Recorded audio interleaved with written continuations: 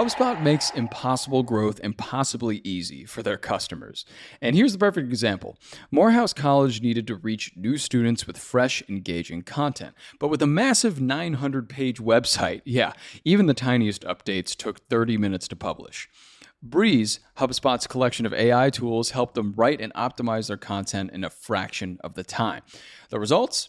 30% more page views, and visitors now spend 27% more time on their site. If you're ready for impossible growth like this, you can visit HubSpot.com.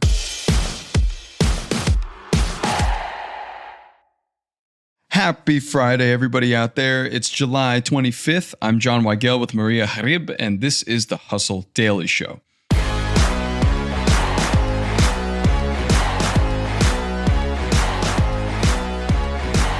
So in another week for AI, ChatGPT users are pumping out 2.5 billion prompts daily and catching up to Google. Meanwhile, YouTube's letting people turn photos into videos because we clearly need more internet content, and senators want to make it easier to sue AI companies while our power grids are caving under the newfound demand. Isn't all that lovely? We'll get to all those updates in a bit, but first, let's give the news in business and tech.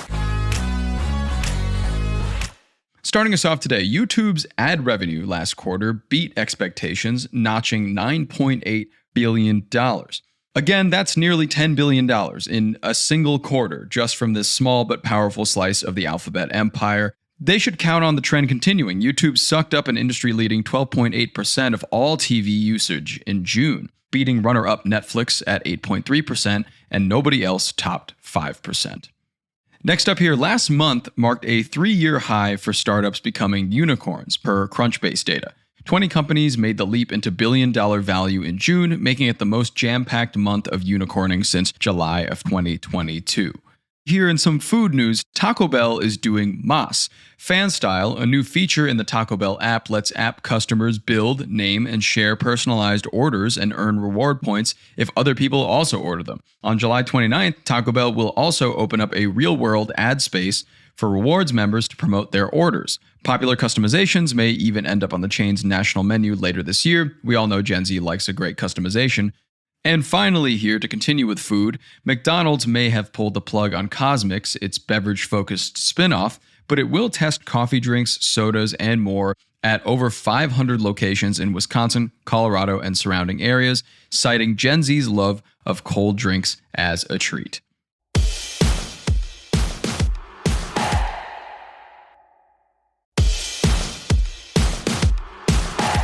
If you're like me, you're trying to figure out how artificial intelligence is changing the business world and our lives.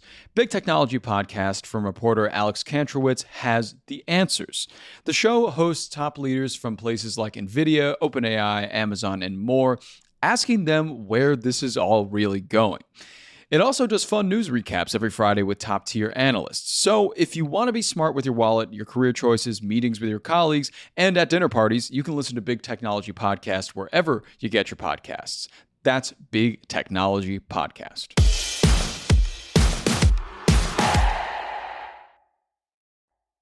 And for more treats like that, for more headlines, come back on Monday. We'll have much more news for you.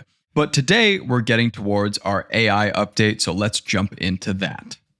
Okay, welcome back, Maria. Hi, John. First thing I wanted to ask, of course, is what is something that you came across this past week that surprised you? So many things that happened this week. I mean, they're kind of mild compared to last week. Last week was insane. A lot going on. This week is a bit calmer, but so many interesting things have happened. And this one actually made my brain short circuit a bit, but in a good way. There's this new AI tool called Ienas. I think that's how you pronounce it. Ienas. Yes. If people are hearing the word or the name, they know who I'm talking about. It's based off of the mythological soldier. Oh, yeah. Yeah, it's a warrior, and he's from ancient Greece. Mm-hmm.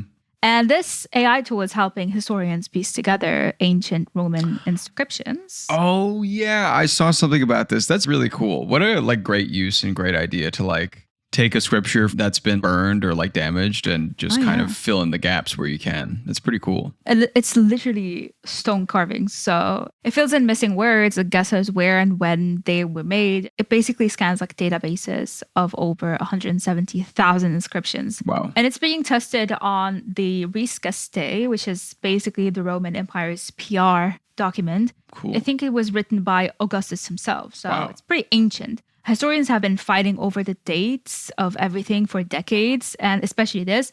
And Aenas swooped in and like narrowed it down to the two most likely windows in terms of where and when. So it kind of pinpointed the exact dates technically. And people obviously on the internet are not very happy, especially people on X. They're like always saying it's replacing historians, and it's not. It's making their lives as easy as you can think. Yeah. I think one historian said that Aenas found parallels they haven't even thought to look for. Wow. So that's magic right there. AI is helping humans do that smart stuff. So love to see that.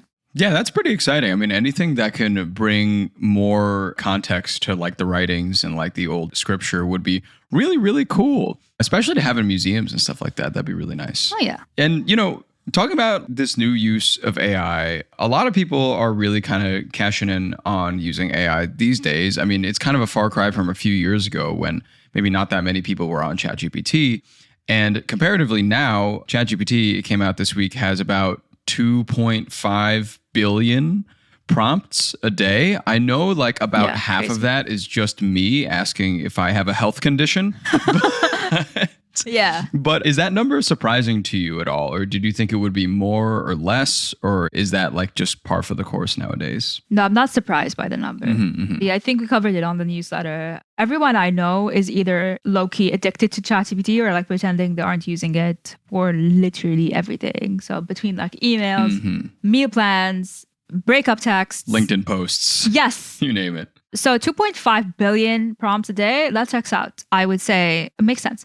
What is wild is how fast it's catching up. Yeah. Google still has the crown with about like 14 billion daily searches. But ChatGPT is doubling its prompt volume in just 8 months. So that's not just, growth. It's like a whole sprint. Yeah. I don't think we're going to outpace Google anytime soon. But the way Gen Z is using AI as, their first stop for info, rather than going to Google, they're asking ChatGPT. We're going to see it eventually, especially as ChatGPT gets more integrated into our phones, into our browsers, etc.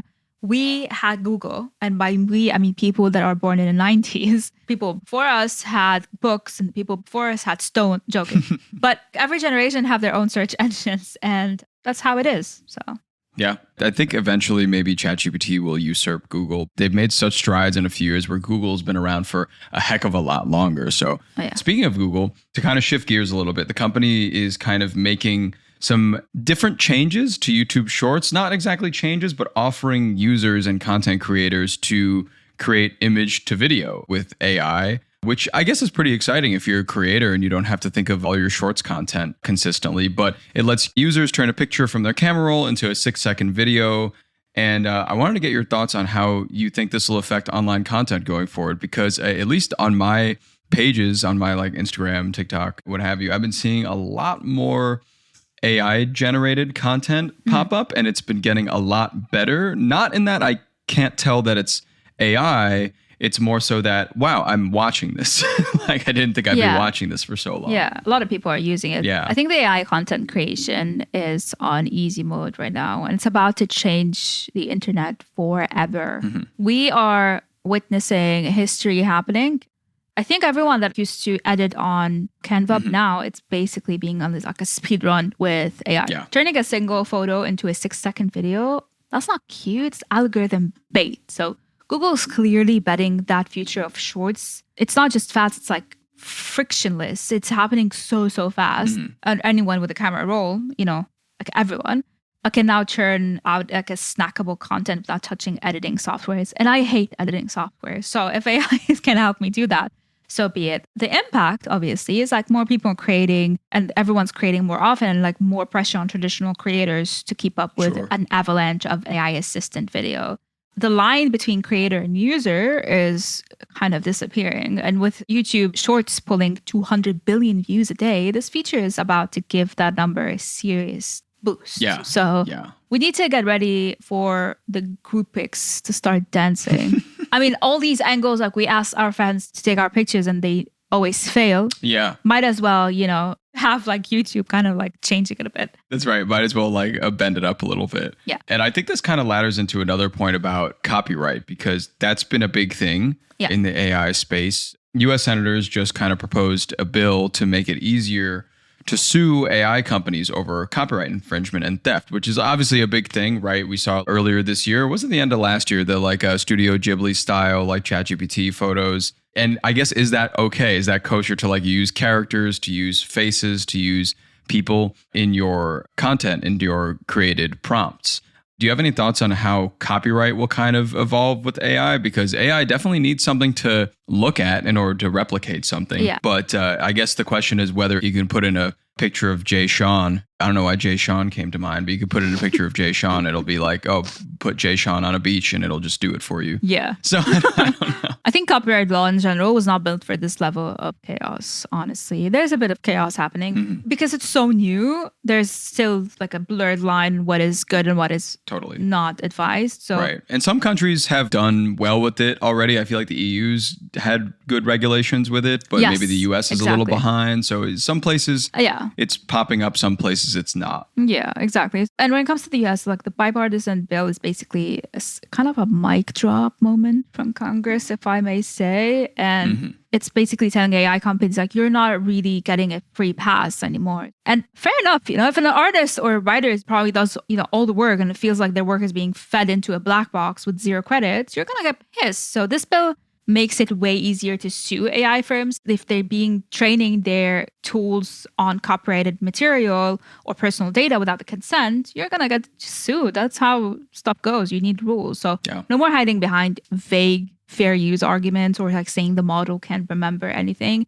If passed, it could reshape how models are built. So less scraping and more licensing and probably a lot more lawsuits, in my opinion. Yeah. The bigger question is whether courts and companies can keep up with the speed of AI innovation. Because right now, copyright laws are running a marathon with like flip-flops. So, they really are. In my opinion, I'm all into train AI. I'm all into better it. I'm all into for me to help it. But also at the same time, we need people to feel less queasy about it. So we can't just steal their stuff. The last point I wanted to ask you about today was if the demand for AI and the use of AI is outpacing our infrastructure, because it seems like 2.5 billion searches a day on ChatGPT, 14 billion on Google. Is the demand for AI functionality really, really going past what we can do with our infrastructure? Yeah, I think ChatGPT 4 alone uses several megawatts an hour. Oh, yeah. And that's just like one model. So stack up enough servers and you basically got the energy to appetite a small country like mine. So grid operators are scrambling to keep up. I think it was the state of Virginia that is investing hundreds of millions into upgrades. And I think Ireland is also talking about like rationing those costs that might seek their way into people's bills. And the good news is that this pressure is like forcing a real sort of change. So tech giants are leaning harder into renewables. Yeah. And there's a bigger conversation happening around smarter infrastructure. So this kind of equals that. So it's not just about training better AI, it's pushing us to rethink how we power the future. We want to power the future in a way that doesn't hurt the environment, but also we need to make sure that people are not suffering. So they need to find like a balance between this and that, in my opinion. Yeah, a happy medium needs to be reached. Maria, thank you so much once again for coming back and giving us some lowdown. Appreciate it, and we'll see you next time. See you next time. Bye-bye.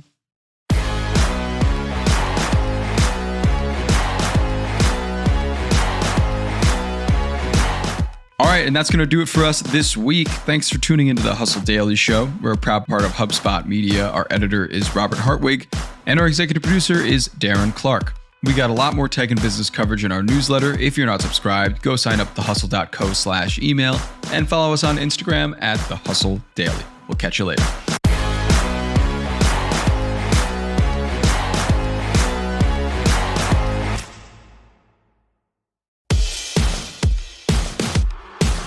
We got a big announcement to tell you about that could pay you $50,000. All you need is an idea that involves AI that could be revolutionary. We're calling it the Next Big AIdea, a pitch competition by HubSpot Media and HubSpot for startups. Simply record a 60-second pitch and you could win $50,000 plus exposure to millions of HubSpot Media subscribers.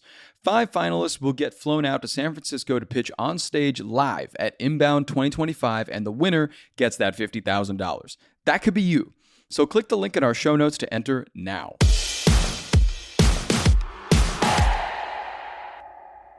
Okay, look, side hustles fail when they consume all of your time. I mean, every single bit of it. The pros, though, work smarter with AI doing all the heavy lifting. To help you out, we just dropped the Side Hustle Accelerator database. You can search your exact problem for your side hustle, grab the perfect prompt, and get results.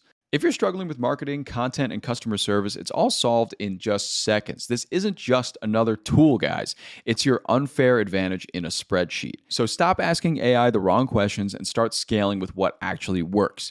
You can get it for free in the link in our show notes. And you can stop right now, actually. Why don't you take a look down at those show notes and tap the link? You don't want to sleep on this.